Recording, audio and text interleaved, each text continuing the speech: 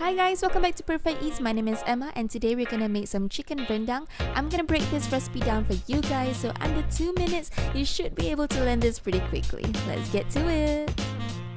Now I'm cooking this dish that's fit for like 2 to 3, so tweak the amount if you are cooking for more, okay? Now apart from the obvious that's chicken, you will need 50 grams of toasted ground coconut, or also known as kerisik.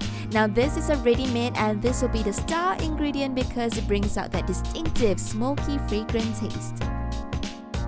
The next few ingredients will be listed down below in the description, but importantly, just take note that you need to blend the dried chillis, red onions, lemongrass, ginger, galangal, and garlic into a paste.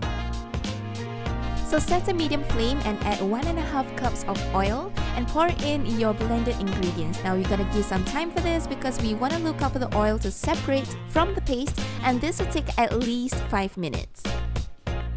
After which, you can add in your spices and throw in the bruised lemongrass. You can do this by crushing the stalk of it. Time for the star ingredient. Now you're gonna add the kerisik, and as you can see, I love the dish to have a strong coconut flavor, so therefore I am generous with the kerisik. Now you're gonna continue to saute this slowly and add in the coconut milk and simmer it down before adding your chicken pieces, alright?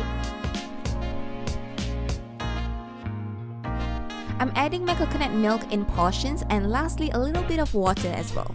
So just keep the fire low this time and simmer it down for 20 minutes or so.